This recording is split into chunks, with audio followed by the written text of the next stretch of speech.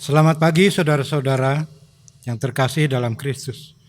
Pagi ini kita kembali beribadah secara online karena masih dalam suasana PPKM. Tetap 5M dan kita semua sehat selalu. Mari kita siapkan hati kita untuk memasuki ibadah minggu kedua Advent. Kita hening sejenak.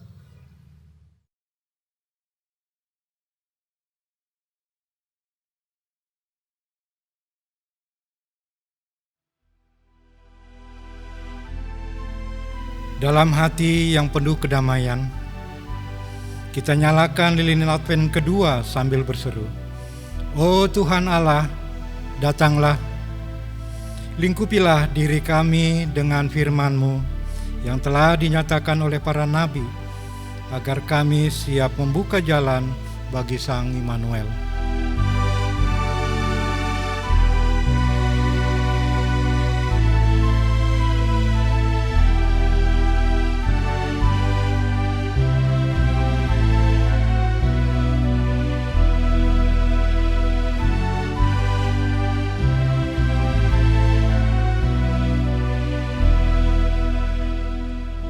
Tuhan Allah, datanglah,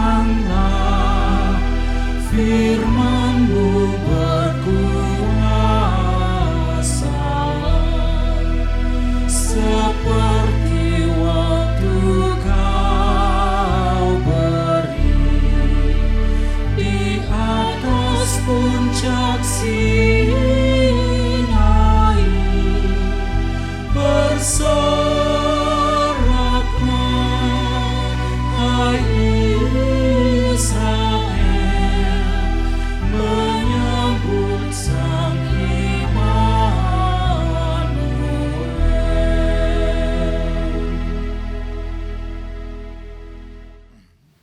Mari datanglah kepada Dia, Sang Firman kehidupan.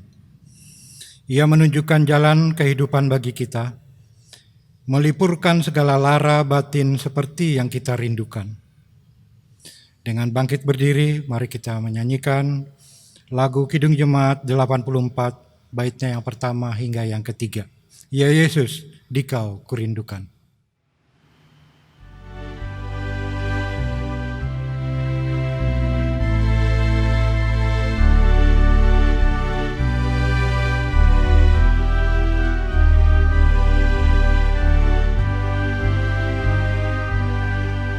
Ya Yesus, Dikau kurindukan, liburkanlah batinku, seluruh hatiku terbuka menyambut kedatanganmu. Bahagia terang surgawi, Engkau harapan dunia. Terbitlah surya maha kasih, dan jiwaku terangilah.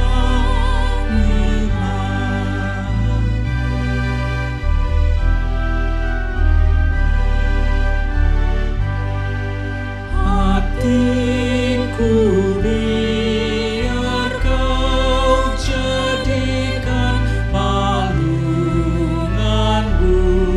yang mulia, dan dalam aku Kau cerminkan terang sorgawi yang bakal. Sebab dengan kehadiranmu, keluhan batinku lenyap.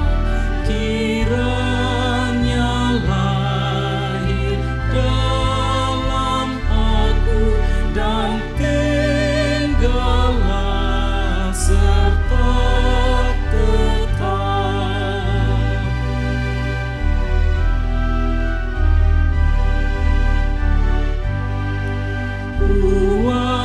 Puaskanlah ya Juru Selamat seluruh kerinduanku, dengan reda, jernih dan taat hatiku siap bagimu. Hendak padamu ku abdikan perananku di dunia. Cemas dan duka Kau singkirkan, ya Yesus, mari masuklah.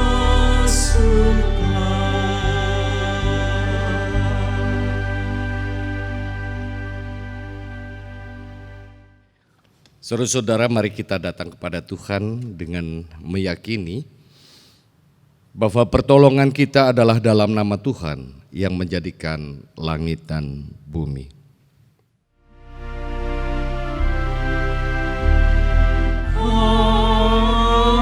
Amin. Amin.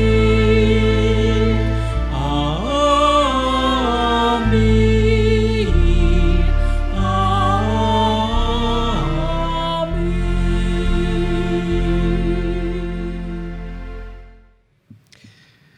Tuhan beserta saudara.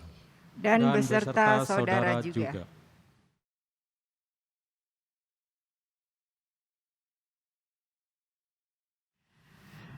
Yohanes Pembaptis menjadi figur penting dalam peristiwa kelahiran Juru Selamat. Ia menyerukan suara pertobatan kepada setiap orang untuk menyambut Sang Mesias. Kini suara pertobatan itu juga secara lantang diperdengarkan kepada kita untuk sungguh-sungguh siap menyambut kedatangannya. Di dalam Yesaya 40, 3-5, dikatakan kedatangan Sang Mesias itu diserukan oleh Nabi Yesaya demikian. Persiapkanlah di padang gurun jalan untuk Tuhan, luruskanlah di padang belantara jalan raya bagi Allah kita. Setiap lembah harus ditutup, dan setiap gunung dan bukit diratakan. Tanah yang berbukit-bukit harus menjadi tanah yang rata, dan tanah yang berlekuk-lekuk menjadi dataran. Maka kemuliaan Tuhan akan dinyatakan dan seluruh umat manusia akan melihatnya bersama-sama. Sungguh, Tuhan sendiri telah mengatakannya. Dalam masa penantian ini, apakah kita sungguh-sungguh siap untuk menyambut kedatangan Tuhan? Apakah kita sungguh-sungguh menghidupi pertobatan sejati dalam keseharian? Mari merenungkannya dalam doa secara pribadi.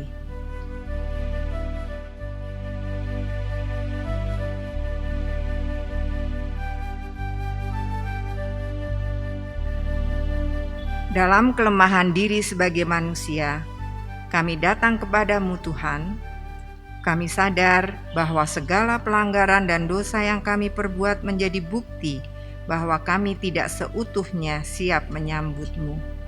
Ya Tuhan, kami memohon kuasa kasih-Mu yang memampukan kami untuk sungguh-sungguh bertobat, berbalik dari jalan yang salah kepada jalan-Mu yang benar.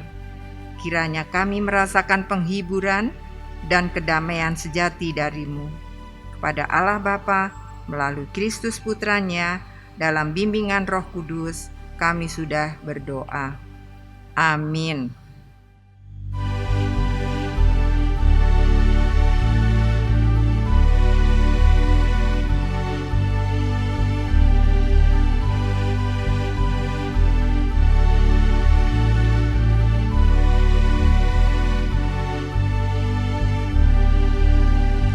Hiburkan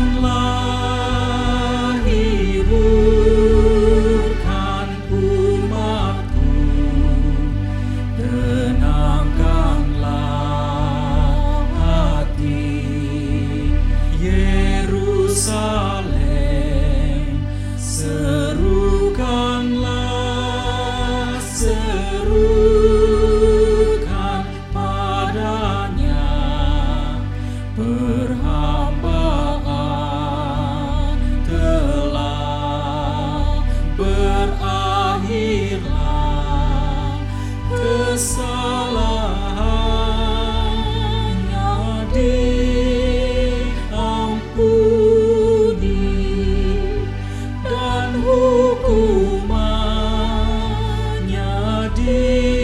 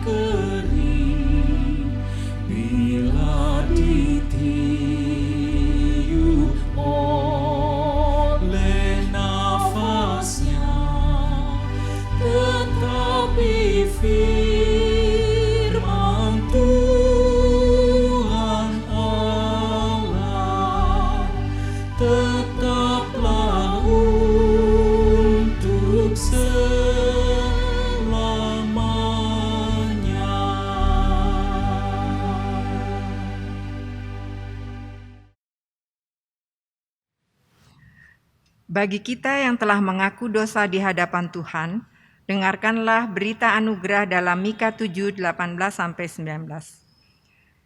Siapakah Allah seperti Engkau yang mengampuni dosa dan yang memaafkan pelanggaran dari sisa-sisa miliknya sendiri, yang tidak bertahan dalam murkanya untuk seterusnya melainkan berkenan kepada kasih setia? Biarlah Ia kembali menyayangi kita, menghapuskan kesalahan-kesalahan kita, dan melemparkan segala dosa kita ke dalam tubir-tubir laut. Di dalam Kristus engkau telah diampuni. Di dalam Kristus engkau pun telah diampuni. Damai Kristus bagimu. Damai Kristus bagimu juga.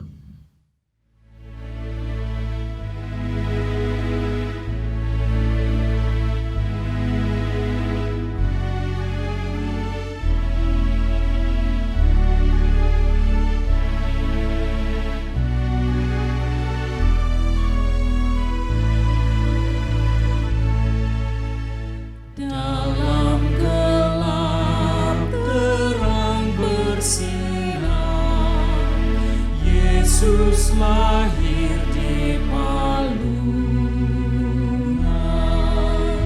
Janji Tuhan terbukti benar, kita tidak dilupakan. Sukacita lahir karena Yesus hadir, mengalahkan kesuraman. Tiada apapun dapat memisahkan kita dengan kasih Tuhan.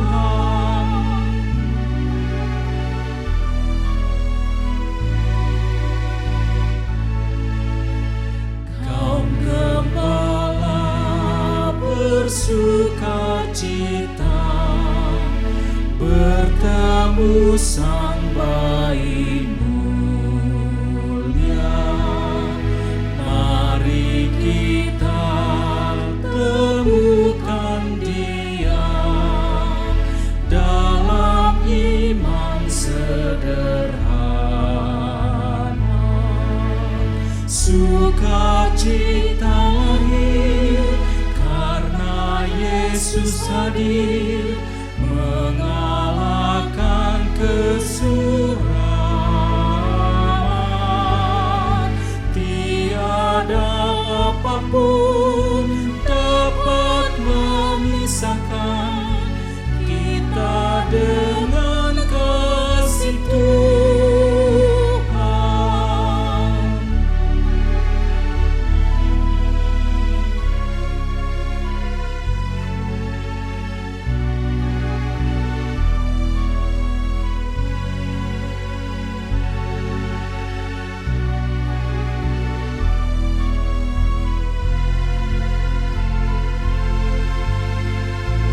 Kala wabah melanda dunia, kita meratap berharap bersama Dia Sang Immanuel. Fajar baru kan tersingkap.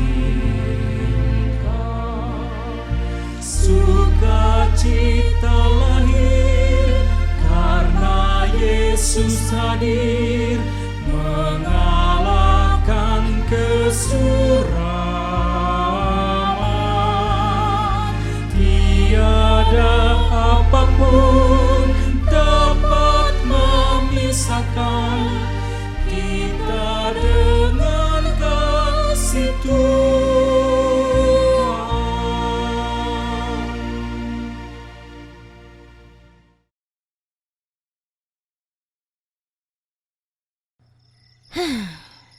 Aku udah nikah 15 tahun sama Mas Iman.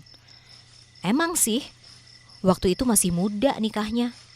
Tapi kan punya hikmat juga lama waktu itu nunggunya. Aku tuh ya gak mau punya anak cepet-cepet kalau belum ada duitnya. Kalau Mas Iman gak aku dorong-dorong, mana bisa kita punya usaha dagang gini. Pak, bangun Pak. Katanya mau jualan kan hari ini? Hikmat, kamu sekolah kan? Jam berapa sekolah online-nya? Aduh, jangan kayak kemarin dong. Udah gak bener handphonenya kan. Pak, Hikmat, ini pagi-pagi gimana sih udah teriak-teriak gini? Kok gak ada yang bangun? Emangnya rezeki itu jatuh dari langit apa gimana sih semuanya? Pak, Hikmat. Aduh.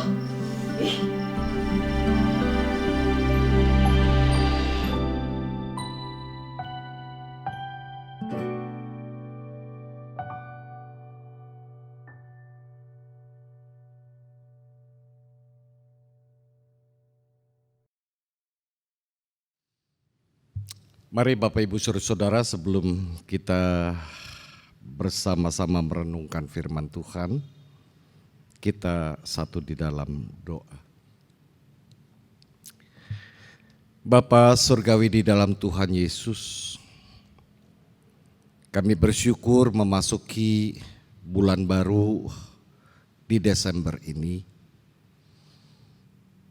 Kami masih tetap merasakan bagaimana Tuhan hadir di dalam kehidupan kami, menyertai bahkan memberkati kami dengan segala hal. Engkau juga mencukupkan segala sesuatu, bahkan apa yang tidak kami pikirkan, Engkau pikirkan dan Engkau berikan. Dan betapa luar biasanya cinta kasih Tuhan di dalam kehidupan kami masing-masing. Pada saat ini Tuhan, di minggu Advent kedua, kami bersama-sama ingin merenungkan firman Tuhan. Kami mohon kiranya Tuhan yang menolong kami dengan kuasa Roh Kudus-Mu, agar apa yang kami baca kami dapat mengerti, dan apa yang bisa kami renungkan kami dapat pahami. Sampai pada akhirnya Engkau juga yang menolong dengan kuasa Roh Kudus-Mu, agar kami dapat menghidupi firman Tuhan di dalam keseharian kami.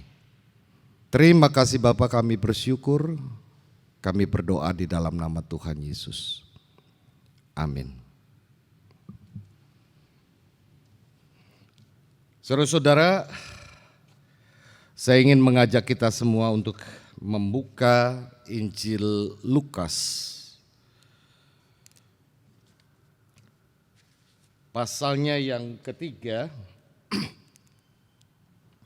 Kita akan perhatikan bersama mulai dari ayat pertama sampai dengan ayatnya yang ke-6.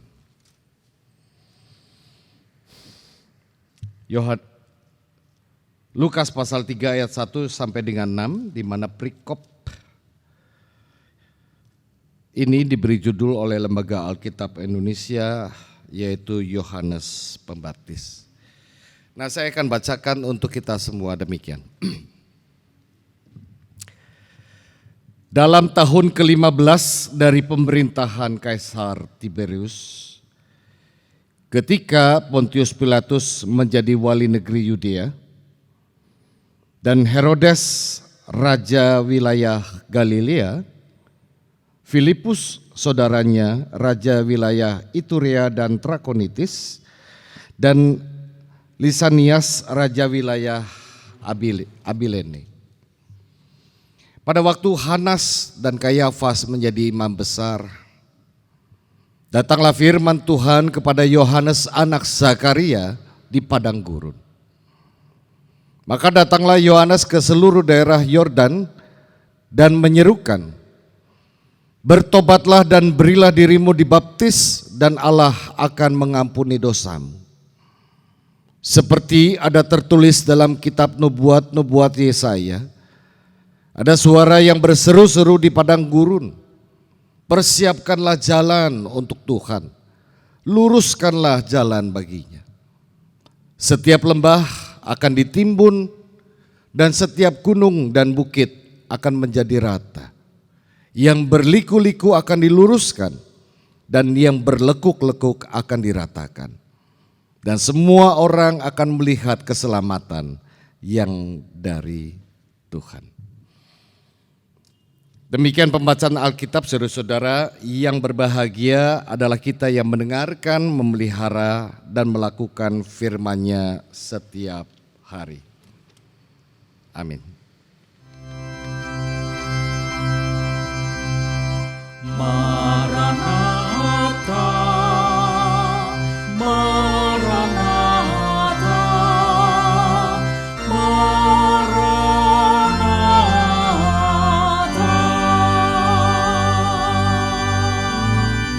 Maranatha, Maranatha,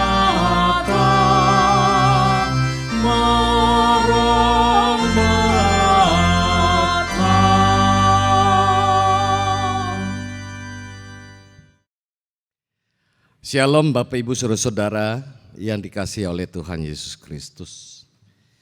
Pada minggu Advent kedua ini kita akan merenungkan sebuah tema, yaitu bersiaplah untuk kedatangannya. Yang menarik dari tema ini adalah dasar Alkitab yang digunakan, yakni dari Injil Lukas pasal ketiga bagian yang pertama yang bercerita tentang Yohanes Pembaptis. Nah, saudara-saudara, siapakah dia dan apa yang dibuatnya sehingga tema Advent kedua ini menyorot dari figurnya. Kita bersama-sama akan menelusurinya dengan seksama. Nah, jemaat Tuhan, seperti yang kita ketahui bersama, Yohanes Pembaptis adalah anak dari seorang imam yang bertugas di Bait Allah, yaitu bernama Zakaria. Nah, sedangkan ibunya bernama Elisabeth, dia adalah saudara sepupu dari Maria, ibu Yesus. Nah, Yohanes ini lahir lebih dahulu beberapa bulan sebelum Yesus dilahirkan. Masa kecilnya tidak banyak diketahui kecuali ketika ia masih berada di dalam kandungan ibunya. Ia melonjak kegirangan ketika Maria berkunjung ke rumah ibunya. Nah, saudara-saudara, mari kita perhatikan bersama ayat 1 dan 2 Injil Lukas pasal yang ketiga ini. Injil Lukas pasal 3 ayat 1 dan 2 mengungkap penanda waktu kiprah pelayanan Yohanes Pembaptis. Yakni di antara para penguasa Romawi yang memerintah di Israel pada saat itu, dan pergantian kepemimpinan imam besar dari imam besar Hanas kepada imam besar Kayafas. Dan Lukas menceritakan bagaimana Yohanes Pembaptis memulai pelayanannya. Yakni disebutkan di sana ayat 2b, datanglah firman Allah kepada Yohanes anak Zakaria di padang gurun. Saya ulangi sekali lagi. Datanglah firman Allah kepada Yohanes anak Zakaria di padang gurun. Nah, kita dapat melihat sesuatu yang menarik di sini, saudara-saudara. Mengapa panggilan Tuhan ditujukan kepada Yohanes yang berada di padang gurun dan bukan kepada pemimpin agama yang berada di tempat-tempat ibadah seperti Bait Allah?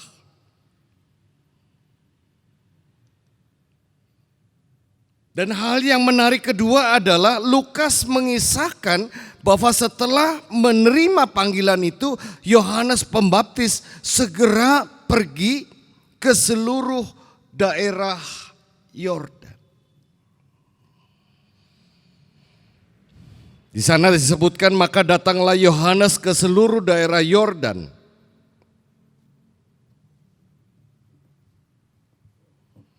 Yang menjadi pertanyaan di sini adalah mengapa ia tidak pergi ke Yerusalem yang adalah tempat di mana orang-orang berkumpul untuk beribadah. Yerusalem adalah kota suci di mana bait Allah berada. Di mana semua orang beribadah di sana untuk mencari Tuhan. Mengapa Yohanes Pembaptis lebih memilih pergi ke daerah Yordan, di mana di sana terdapat orang-orang yang dikatakan tidak mengenal Tuhan oleh kaum Yahudi? Nah, dari kedua hal menarik itu mari kita perhatikan bersama dengan seksama, dan pesan apa yang bisa menjadi permenungan untuk kita. Di dalam konteks masa lalu kita tarik di dalam konteks saat ini. Nah, Bapak Ibu saudara-saudara yang dikasih oleh Tuhan, zaman dahulu seperti halnya zaman sekarang, banyak orang lebih senang memilih area abu-abu. Di dalam sikap keputusan maupun di dalam kehidupan sehari-hari. Orang lebih cenderung bersikap kompromi terhadap nilai-nilai yang ada. Tidak mau terlibat banyak urusan. Malah sebaliknya, orang cenderung mencari popularitas, orang mencari kemuliaan diri sendiri daripada mengejar nilai-nilai yang seharusnya itu diprioritaskan.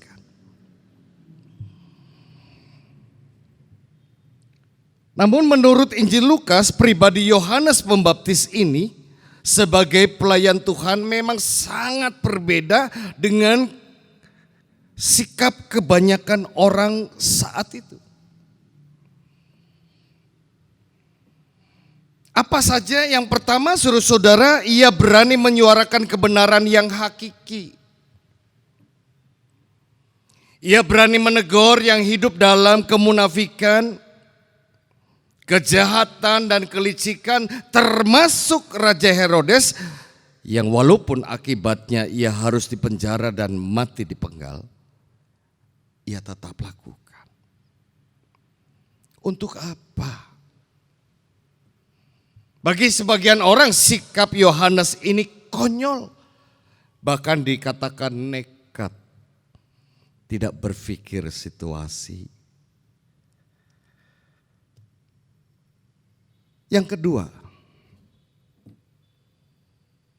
Yohanes Pembaptis ini menyadari bahwa dirinya telah dipersiapkan Tuhan secara khusus sejak dalam kandungan ibunya untuk menjadi perintis atau seorang pembuka jalan bagi Mesias. Jadi kalau diibaratkan adalah full rider yang membuka jalan bagi pejabat yang akan lewat saat jalanan macet, mengurai kemacetan dan seterusnya dan sebagainya. Begitulah Yohanes mempersiapkan jalan bagi kedatangan Tuhan. Nah, kini pertanyaannya, lalu dengan cara apa ia mempersiapkan kedatangan Tuhan? Nah, inilah berita Yohanes yang Yohanes sampaikan kepada mereka yang berbondong-bondong mendatanginya di Sungai Yordan, yang mendatanginya di padang gurun. Ia berseru begini, "Bertobatlah dan berilah dirimu dibaptis dan Allah akan mengampuni dosamu." Atau dengan kata lain, kesiapan untuk menyambut kedatangan Tuhan, maka yang paling utama dan pertama harus dilakukan setiap orang adalah bertobat.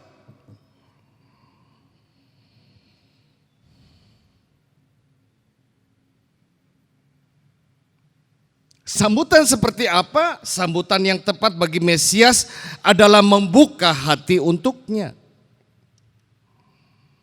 Jadi sambutan untuk Tuhan bukan dengan seremoni yang megah,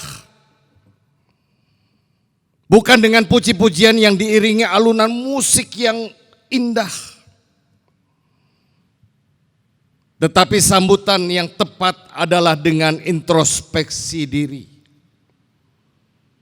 Tidak memandang diri paling benar, tidak kompromi terhadap nilai-nilai hidup yang tidak benar. Atau dengan kata lain, sambutlah Tuhan dengan hati yang bertobat, hati yang mau diubahkan, dan itulah pertobatan yang sejati. Dan tanda pertobatan adalah dengan bersedia menerima diri untuk dibaptiskan. Namun sekali lagi Yohanes tetap mengingatkan bahwa yang menjadi dasar pengampunan Allah bukanlah pertobatan lahiriah. Bukan sekedar dibaptiskan. Bukan juga pertobatan mulut yang sekedar mengatakan aku percaya kepada Tuhan.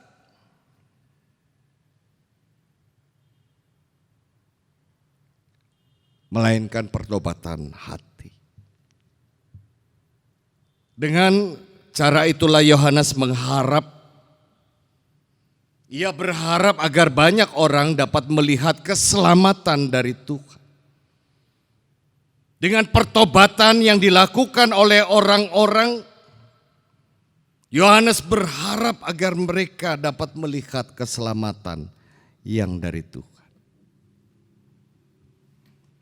Nah, hal yang ketiga, saudara-saudara, walaupun banyak orang datang dan mengikutinya, tidak sedikit yang menyatakan Yohanes sebagai guru mereka, pembimbing rohani mereka, yang semestinya ia bisa mengecap popularitas, seharusnya ia bisa menikmati ketenaran. Tetapi Yohanes tetap sadar bahwa pada statusnya yang hanya sebagai perintis untuk mengarahkan orang kepada Kristus, ia tetap manusia biasa. Ia juga butuh untuk diselamatkan oleh Tuhan. Itulah sebabnya ia katakan bahwa ia akan membaptis orang dengan air. Tetapi Kristus yang akan datang itu akan membaptis dengan Roh Kudus sebagai lambang penyucian dosa. Begitulah cara Yohanes mempersiapkan jalan bagi kedatangan Tuhan. Pesannya, bertobatlah untuk bersiap menyambut kedatangan Tuhan. Nah, kini saudara-saudara, bagaimana dengan kita semua? Bapak, Ibu, saudara-saudara yang dikasihi oleh Tuhan, pesan dari Yohanes Pembaptis ini mengingatkan kita bahwa keselamatan yang Allah anugerahkan kepada manusia dalam diri Yesus Kristus bukan sesuatu yang mudah dan murah. Kita tahu betul bahwa keselamatan itu sebenarnya mustahil bagi manusia. Dan keselamatan harus dibayar mahal oleh Yesus Kristus. Ia harus mencurahkan darahnya. Harus menderita, harus disalib. Hal inilah yang semestinya mendorong kita semua untuk menyiapkan diri menyambut kedatangannya kembali kelak, yakni dengan hati yang mau diubahkan oleh Tuhan.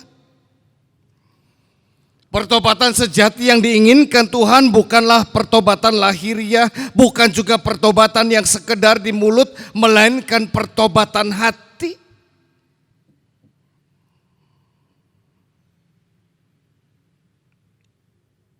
Itu yang terus harus kita kerjakan di dalam kehidupan. Nah, seperti apa dan bagaimana, saudara-saudara? Saya tidak ingin menjelaskan terlebih jauh, tetapi saya punya ilustrasi yang selalu menjadi inspirasi bagi saya dan mungkin bisa bermanfaat juga bagi Anda semua. Nah, ilustrasi ini bercerita tentang dua orang yang bersahabat, yang rindu ingin berjumpa setelah sekian lama, lalu mereka berusaha mengatur waktu yang tepat untuk sebuah pertemuan yang diharapkan menjadi indah dan berkesan. Nah, dua orang itu bernama, yang pertama adalah OKL dan yang kedua adalah OKB. OKL ini adalah singkatan orang Kristen lama dan OKB ini adalah singkatan orang Kristen baru. Waktu yang disepakati, yang ditentukan bersama untuk bertemu akhirnya tiba dan mereka bisa saling melepas rindu satu kepada yang lain. Mereka bercerita panjang lebar dan ini dan itu dan seterusnya dan sebagainya. Seakan-akan waktu itu begitu singkat. OKL merasa bahagia, ternyata sahabatnya itu dari apa yang diceritakan baru menerima Kristus. Lalu sambil guyon ia bertanya kepada OKB, "Sahabatku, saya bahagia Anda sudah menjadi Kristen. Bolehkah saya bertanya seberapa jauh Anda mengenal Kristus?" OKB ini tersipu, kemudian ia memberi tanda kesiapan untuk menjawab setiap pertanyaan dari sahabatnya itu. Karena mendapatkan sinyal oke, maka OKL ini bertanya, "Temanku, Anda kan pernah dengar bahwa Tuhan Yesus punya murid. Nah, kira-kira berapa banyak murid Tuhan sebenarnya yang Anda ketahui?" Nah, OKB ini sambil mengernyitkan kening, ia berusaha untuk mengingat itu berapa banyak ya. Tetapi ia tidak menemukan jawabnya. Lalu ia berkata kepada temannya itu OKL, "Sahabat, maafkan saya lupa itu." OKL ini merasa heran. Masa pertanyaan sesederhana itu tidak bisa dijawab oleh saudaranya. Lalu ia berkata, "Oke lah, saya akan bertanya yang lebih mudah. Saya tidak ingin menyulitkan Anda." Nah, pertanyaan itu adalah, di manakah Yesus dilahirkan? Pasti Anda bisa jawab. Karena setiap Natal selalu itu disebut-sebut. Nah, mendengar pertanyaan itu OKB seperti berusaha mengingat dengan keras. Tetapi ia tidak juga bisa mengingat di mana Yesus dilahirkan.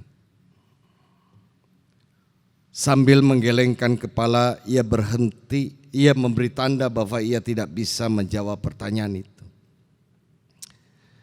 Lalu OKL berkata, "Sahabatku, pertanyaan yang begitu mudah saja Anda tidak mampu menjawab. Lalu apa artinya Anda menjadi seorang Kristen?"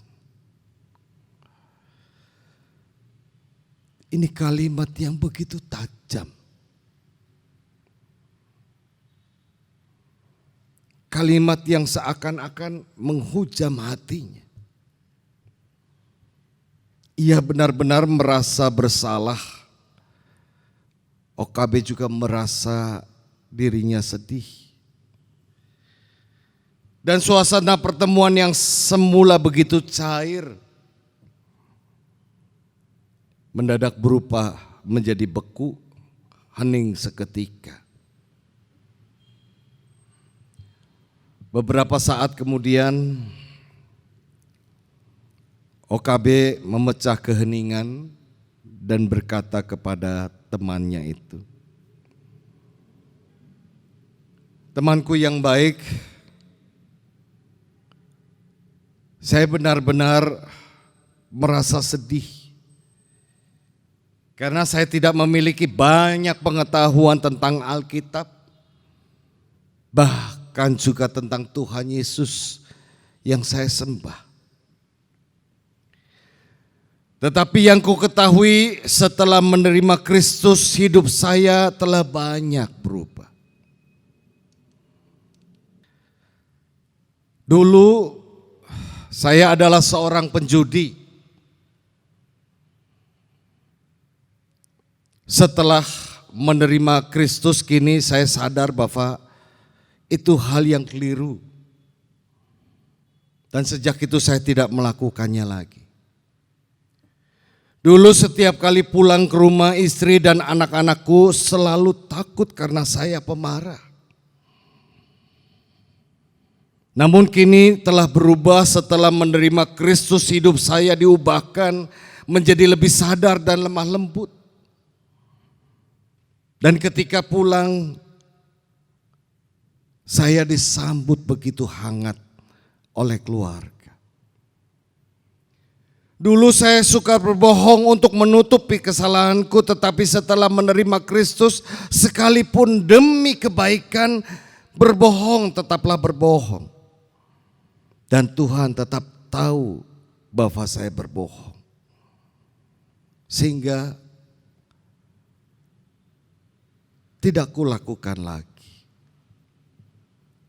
Dan masih banyak lagi hal-hal yang telah Tuhan ubahkan di dalam hidupku. Menurutku itulah Kristus yang ku kenal dan ku percaya. Kristus yang telah mengubah hidupku. Demikian firman Tuhan. Berbahagialah kita yang menghidupi firman-Nya dalam keseharian kita. Kiranya Tuhan memberkati kita semua. Amin.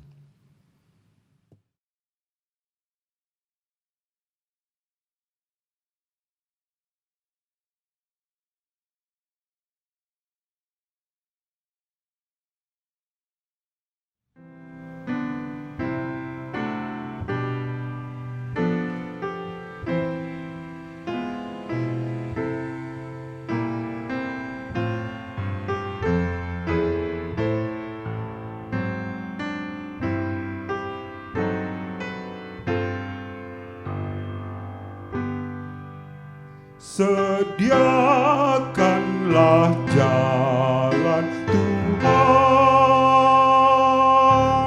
sediakanlah jalan Tuhan. Setiap lembah kan ditimbun dan setiap gunung pun serta bukit akan didatarkan. Setiap lembah akan ditimbun, yang berliku-liku kan diluruskan, yang berliku kan diluruskan, lekak-lekuk kan diratakan, yang berlekak-lekuk akan diratakan. Dan segala yang hidup akan melihat keselamatan yang dari Tuhan, akan melihat keselamatan yang dari Tuhan.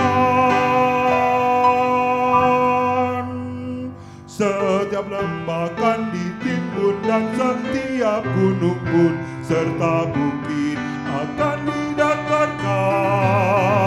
Setiap lembah akan ditimbun, yang berliku-liku kan diluruskan, yang berliku kan diluruskan, lekak-leku kan diratakan, yang berlekak-leku akan diratakan.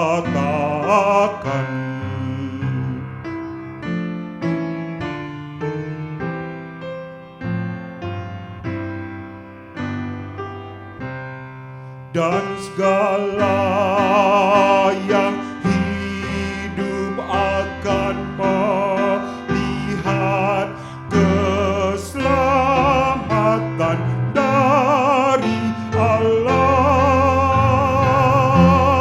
Lihat selamat dari Allah.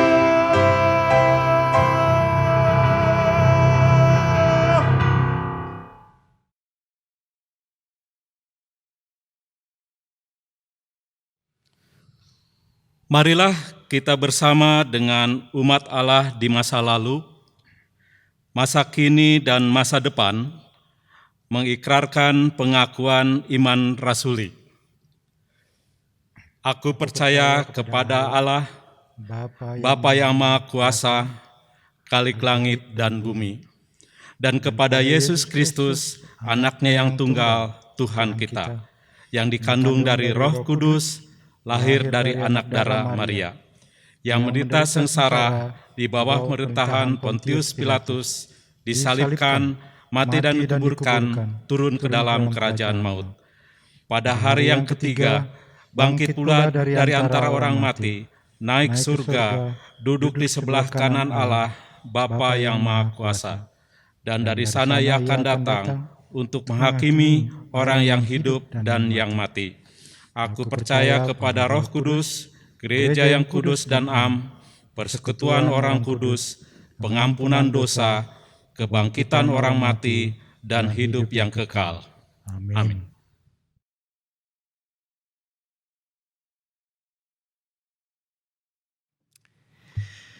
Mari Bapak Ibu Saudara, kita bersama-sama menaikkan doa syafaat.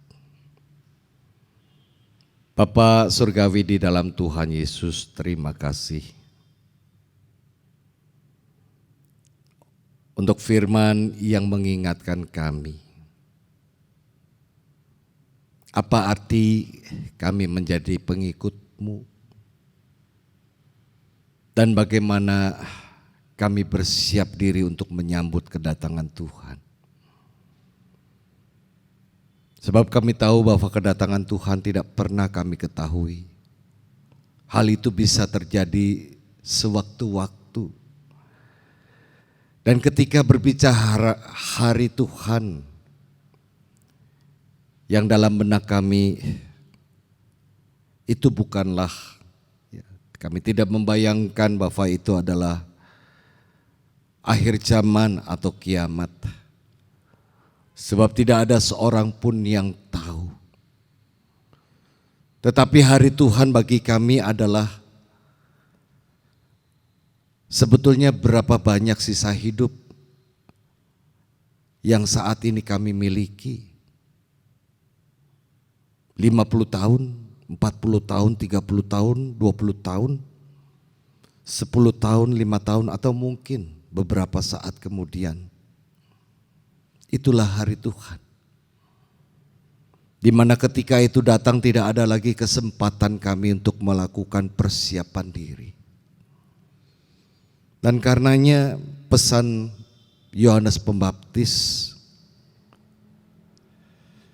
agar kami benar-benar melakukan pertobatan hati, selalu introspeksi diri, memperbaiki diri dan terutama hati. Agar ketika engkau datang atau waktunya tiba, kami adalah orang-orang yang benar-benar siap menyambut kedatangan Tuhan. pada saat ini kami ingin berdoa. Memasuki bulan Desember di mana gegap gempita Natal sudah mulai terasa. Gereja-gereja sudah menyiapkan itu dan mungkin sebagian pohon Natal juga sudah ditata dan dirangkai sedemikian rupa. Dan betul Tuhan, sekalipun situasi berbeda karena pandemi, tetapi biarlah sukacita Natal dapat kami rasakan dan kami menantikan itu tiba. Bukan dengan pesta pora, bukan dengan kemewahan, bukan dengan hura-hura yang sifatnya jasmani dan duniawi, tetapi biarlah kami melakukan persiapan hati kami, menata hati kami sedemikian rupa. Bukan hanya menata hati secara pribadi, tetapi bersama-sama pasangan, bersama-sama keluarga, bersama-sama orang-orang di sekitar kami. Agar ketika kami merayakan kehadiran Tuhan dalam perayaan Natal, ketika kami membuka hati untuk Tuhan, ada kesejukan, ada sukacita, ada kekuatan yang kami dapatkan, dan hidup kami Tuhan ubahkan sedemikian rupa. Kami ingin berdoa, ya Allah, untuk mereka yang saat ini sakit, baik yang dirawat di rumah sakit maupun yang dirawat di rumah. Bagi mereka yang menjalani pemulihan, pengalaman sakit memang sesuatu yang tidak menyenangkan. Tetapi ya Tuhan, apapun yang terjadi di dalam kehidupan tetap ada rencana yang ingin Tuhan nyatakan. Kami belajar tabah, kami belajar sabar untuk menangkap apa pesan yang memang Tuhan ingin kami renungi di dalam kehidupan kami sehari-hari. Namun ya Tuhan, berikanlah harapan kami adalah berdoa untuk mereka, berkati obat-obatan, berkati perawatan, berkati para medis yang merawat. Pakailah itu semua sebagai alat kuasa di tangan Tuhan untuk menyatakan kesembuhan dan pemulihan yang sempurna, sebab Engkau adalah tabib yang agung, yang mampu melakukan segala sesuatu yang tidak mampu dilakukan oleh manusia. Begitu juga untuk mereka, orang tua kami yang sudah sepuh, yang karena pandemi tidak bisa melakukan berbagai aktivitas di luar seperti dulu. Engkau juga yang memberikan hati yang sukacita, berikan kekuatan, dan hadirkanlah anak, mantu, cucu sebagai penghibur untuk mereka. Dan bersama-sama keluarga besar, mereka juga bisa datang kepada Tuhan di dalam ibadah, baik ibadah keluarga maupun juga ibadah yang dilakukan di gereja, di rumah masing-masing. Terima kasih Bapak, kami bersyukur ada banyak hal yang ingin kami tuangkan di dalam doa, namun kami yakin dan percaya Tuhan tahu isi hati kami, dan Engkau juga yang mengerti apa yang ingin Engkau nyatakan di dalam kehidupan. Karenanya kami menyerahkan kehidupan kami di dalam tangan kasih Tuhan. Inilah doa yang jauh dari sempurna. Ampunilah segala kesalahan dan dosa kami. Kami berdoa hanya di dalam nama Tuhan Yesus Kristus. Amin. Saat ini kita akan menyatakan syukur kepada Allah melalui persembahan kita dengan mengingat firman Tuhan dari Kolose 3 ayat 17. Dan segala sesuatu yang kamu lakukan dengan perkataan atau perbuatan, lakukanlah semuanya itu dalam nama Tuhan Yesus, sambil mengucap syukur oleh Dia kepada Allah Bapa kita.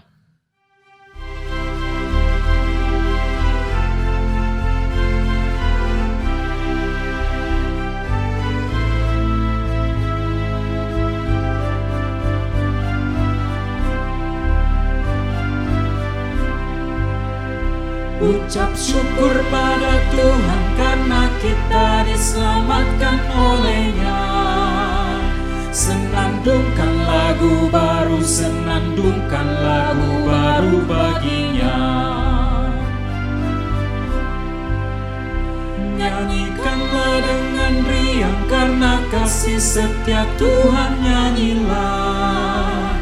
Senandungkan lagu baru, senandungkan lagu baru baginya.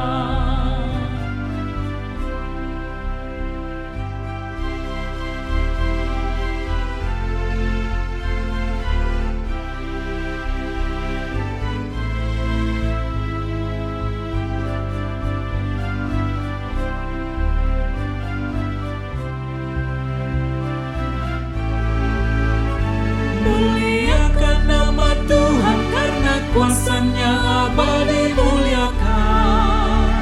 Senandungkan lagu baru, senandungkan lagu baru baginya.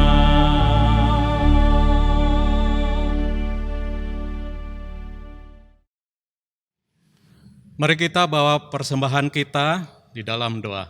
Mari kita berdoa. Dengan kerendahan hati ya Bapa, kami mengucap syukur atas berkat dan anugerah yang telah kami terima.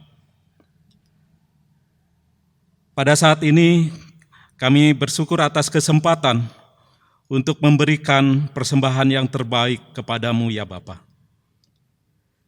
Terimalah persembahan kami dan kami mohon kiranya Engkau memberkati kami untuk dapat mengelola persembahan ini untuk kemuliaan nama-Mu.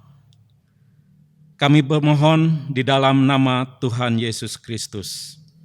Amin. Hiduplah dalam pertobatan sejati di dalam Allah. Turut sertalah dalam mempersiapkan jalan bagi kedatangan Sang Mesias. Ubahlah hatimu menjadi palungan yang rendah, agar dirimu siap menyambut kehadirannya.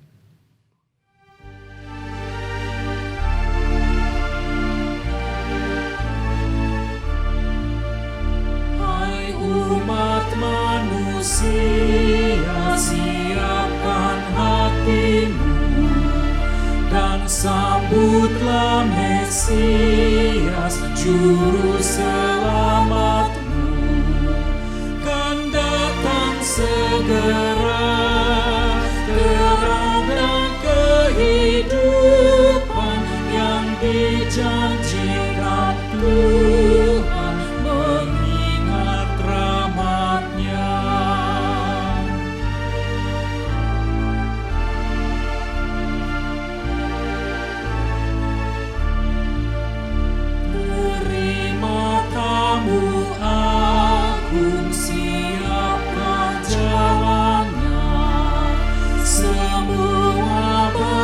Sandung sikirkan segera, timbulilah membah, ratakanlah yang tinggi, yang bengkok dan yang miring, luruskan baginya.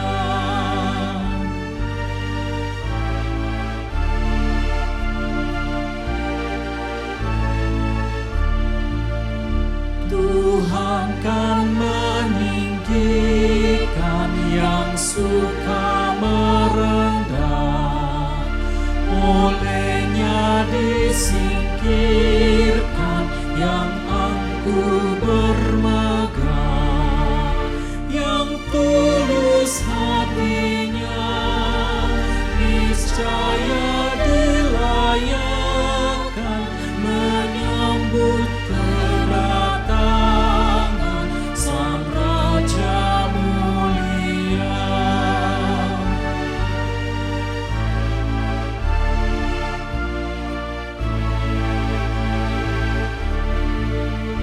Di masa suci ini ku mohon padamu, ya Yesus, Kau sendiri siapkan diriku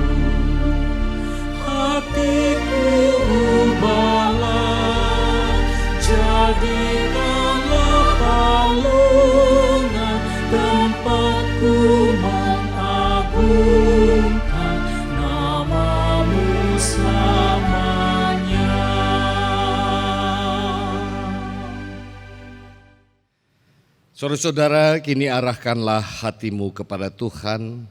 Kami mengarahkan hati kami kepada Tuhan. Jadilah saksi Kristus. Syukur kepada Allah, Terpujilah Tuhan. kini dan selamanya. Saudara-saudara, mari kita menerima berkat-Nya. Kiranya cinta Allah yang lembut menghangatkan hatimu untuk menempuh jalan pertobatan. Kiranya damai Kristus menopangmu saat kau lemah. Kiranya Roh Kudus senantiasa memenuhi kamu agar menghasilkan buah pertobatan dan siap menyambut kedatangan Tuhan.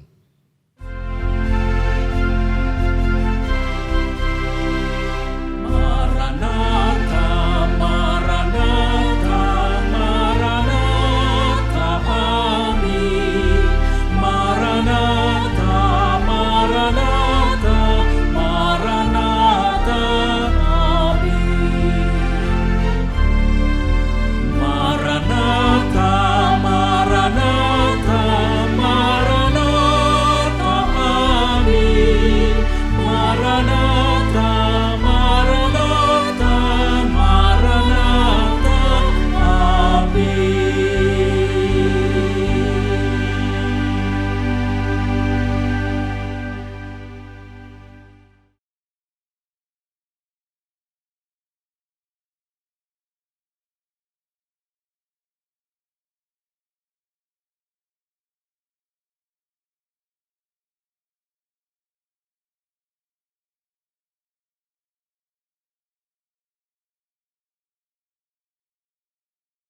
Olehnya disingkirkan yang angkuh bermegah, yang tulus hatinya niscaya dilayakan menyambut kedatangan Sang Raja mulia.